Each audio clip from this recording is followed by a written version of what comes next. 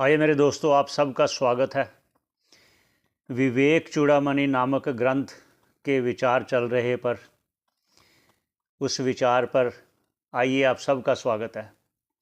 सबके मंगल की कामना करते हुए, ईश्वर को प्रणाम करते हुए, गुरुजनों को प्रणाम करते हुए, आचार्यजनों को प्रणाम करते हुए आगे चर्चा शुरू करते हैं। ये भगवत्पाद आदि शंकराचार्य जी द्वारा रचित है विवेक चूड़ामणि। उस पर विचार चल रहा था तो भाष्यकार जी कह रहे हैं कि गुरु के पास जाकर कैसे उनसे प्रश्न करना चाहिए और कैसे गुरु के पास जाना चाहिए, ऐसा कहा। 35 नंबर श्लोक पर विश्राम दिया था। आगे 36 नंबर श्लोक पर चलते हैं। अब गुरु की शरण में जब शिष्य जाता है तो क्या कहता है और कैसे कहता है, वह विधि भाष्यकार जी बता रहे हैं कि इस भव सागर को पार करने के लिए गुरु की शरण में जाओ और जाकर क्या प्रश्न करो। उच्चारण करते हैं पहले 36 नंबर श्लोक।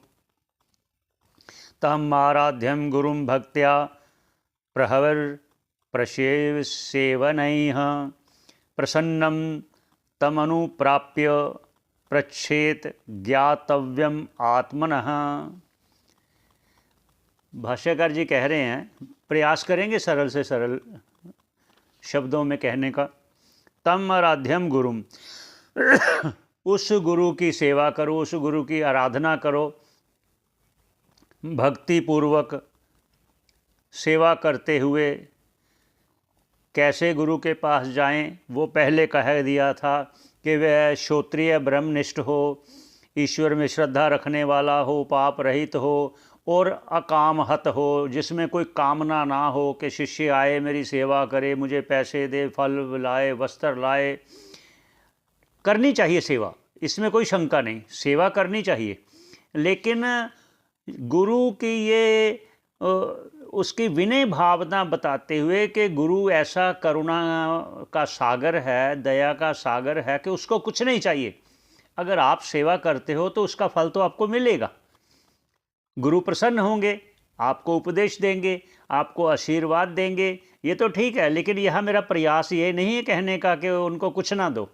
मेरा यहाँ प्रयास है कि गुरु कि कोई ऐसी इच्छा ना हो, ऐसी वो एक बता रहे हैं उनके व्यवहार के बारे में। तम अनुप्राप्य और प्रसन्नम अनुप्राप्य, जब आप देखो कि गुरु प्रसन्न है तो उसके बाद आप अपने आत्म तत्व को जानने के लिए, अपने मोक्ष की इच्छा के लिए उनसे प्रश्न कीजिए। और कैसे प्रश्न कीजिए, इस पर कहते हैं। क्या कहते हैं आगे 37 नंबर श्लोक उच्चारण करते हैं पहले। स्वामिन्नमस्ते नतलोकबन्धो कारुण्य सिंधो पतितं भवाब्धौ माम उद्धरात् आत्मीय कटाक्ष दृष्टया ऋज्व अति कारुण्य सुधाभिवृष्टया। ऐसा भाष्यकार जी कह रहे हैं। अब प्रयास करते हैं सरल शब्दों से। क्या कहते हैं? स्वामिन नमस्ते, हे स्वामी आपको नमस्कार हो, हे प्रभु आपको नमस्कार हो, ऐसा शिष्य जाकर अपने गुरु से कहे। भव बंधन से छूटने के प्रार्थना करने के लिए, भव बंधन से छूटने के लिए, जन्म मरण से इस बंधन को छोड़ने के लिए, ऐसा मन में प्रश्न रखते हुए पहले नमस्कार करे।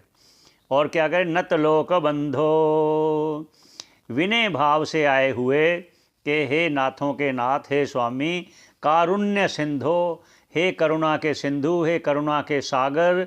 करुणा के सागर का अर्थात जो कुछ चाहता नहीं है वो करुणा का सागर है। वो बस देता ही देता है, आशीर्वाद दे, उपदेश दे, दुखों को दूर करे। ये भगवान करुणा करते हैं, दूसरा गुरु करुणा करते हैं। और इसके बाद संसार में कोई ऐसा नहीं है जो करुणा करे और बिना कुछ इच्छा न।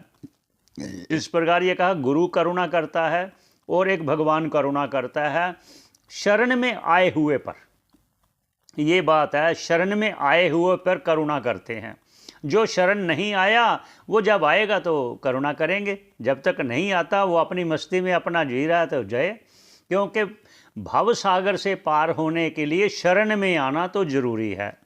आगे क्या कहते हैं, पतितम भवाब्धौ, मैं इस भव सागर में पड़ा हुआ, माम उद्धरात्मीय, मेरा उद्धार कीजिए। कैसे, कटाक्ष दृष्टया, आप अपनी दृष्टि से, और ऋजु अति कारुण्य, अपनी जो दृष्टि है वो बड़ी करुणा भई आपकी दृष्टि से, अपनी करुणामय दृष्टि से, सरलता भई अपने स्वभाव से, और अभिवृष्टया, सुधा अभिवृष्टया, और मुझ पर आप अपनी करुणा भरी दृष्टि से मुझ पर अमृत बरसाइए, अमृत बरसाइए।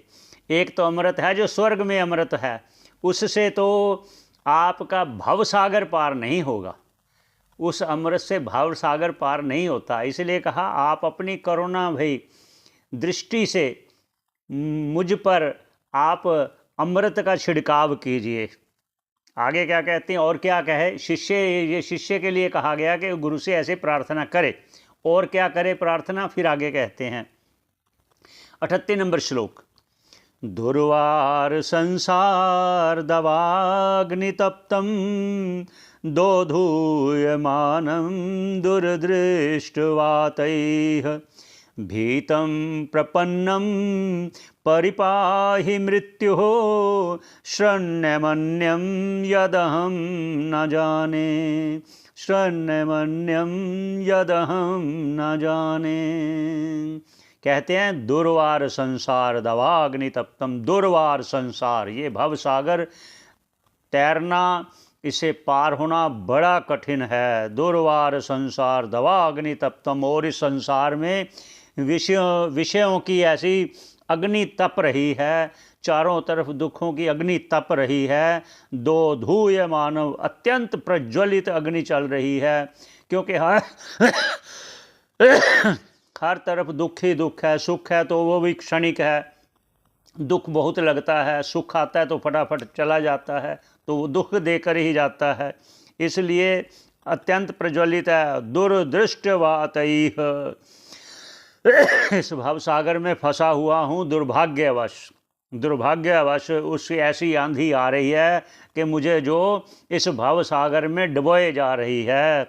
और आप, मैं इस भव सागर में जो डूब रहा हूँ, भीतम, मैं बड़ा डरा हुआ हूँ, प्रपन्नम, आपकी शरण आया हूँ, परिपाही, मेरी हर तरफ से रक्षा कीजिए हे भगवान, मेरी हर तरफ से रक्षा कीजिए। हर तरफ से क्या, जन्म लेने पर भी दुख होता है, मृत्यु पर भी दुख होता है, बुढ़ापे में भी दुख होता है, और भी संसारिक जितने भी व्यवहार करने में दुख ही दुख हैं, सुख है नहीं। इसलिए हर तरफ से मेरी रक्षा कीजिए, जन्म मरण से, सब से। क्यों शरण करेंगे आप, कहो क्यों कहे कि शरण्यम मन्यम यद हम न जाने, हे प्रभु मैं आपकी शरण आया हूँ, मैं और कोई शरण जानता ही नहीं, मैं और कोई द्वार जानता नहीं, मैं इसलिए आपके द्वार आया हूँ। हे प्रभु मेरी हर तरफ से रक्षा कीजिए, इस भव सागर से मुझे पार कीजिए। और क्या कहते हैं आगे, शांता महांतो निवसन्ति संतो बसंतवल्लोकहितं चरन्तः तीर्णः स्वयं भीम भवार्णवं जनान हेतून् नान्यनपि तारयन्तः। अब और क्या कह रहे हैं, शांता महांतो, बड़े शांत चित्त वाले गुरु जी हैं, और महान तो और बड़े महान हैं, क्योंकि बिना अहेतु मतलब बिना कारण ही कृपा करने वाले हैं। निवसंति संतो, और इस प्रकार से ऐसे विनय भाव से ऐसे निवास कर रहे हैं। कैसे कर रहे हैं, वसंतवल्लोक हितम चरंतम, जिस प्रकार बसंत ऋतु में सभी प्रसन्न रहते हैं, सभी प्रसन्न रहते हैं, इस प्रकार वह प्रभु गुरु जी के बारे में कह रहे हैं कि प्रसन्न रहने वाले, प्रसन्न रहने वाले। और क्या, ये देखिए आगे क्या कह रहे हैं, सबसे महत्वपूर्ण बात वो कह रहे हैं, तीर्णाः स्वयं, जो स्वयं इस भव सागर से तर चुके हैं, ऐसे महान गुरु ये कह रहे हैं। इसीलिए पहले भी कहा, जो एक अंधा है वो दूसरे अंधे को रास्ता पार नहीं करा सकता, तो ये भवसागर पार कैसे कराएगा? मतलब जो स्वयं ही इस जीवन मुक्ति का आनंद ले रहे हैं, वही दूसरे को जीवन मुक्ति का आनंद का अनुभव करवा सकते हैं, ये तात्पर्य है। कह रहे हैं कैसे गुरु? तीर्णः स्वयं, जो स्वयं भवसागर से पार हो चुके हैं, अब प्रारब्ध वश यहाँ, और ईश्वर की कृपा से, क्या कृपा कि ये खुद तो तर गए हैं, अब और मेरे भक्तों का भी इस भवसागर से पार करने में उनकी सहायता करें, ये भगवान की कृपा भी है। और गुरु जी कह रहे हैं स्वयं तर चुके हो। भीम बहुत बड़ा, क्या बड़ा? भव अर्णव, ये जो भव सागर है, ये संसार सागर है, बहुत बड़ा है, बहुत विशाल है, और उससे सागर अपने आए शरणागत भक्तों का लोकहित आचरण करते हुए, लोगों को सुख देने के लिए, उनको वह शांत, वो महापुरुष, वो गुरु इस भाव सागर में पार करने में उनकी सहायता करें। ये कह रहे हैं अन्य जनों की भी, अन्य खुद तो पार हो गए, जो शरणागत आए हैं उनका भी भाव सागर से उनको पार करा रहे हैं, उनका सहायता कर रहे हैं, उन पर कृपा कर रहे हैं, ऐसा भगवान कह रहे हैं। और आगे कहेंगे और भी।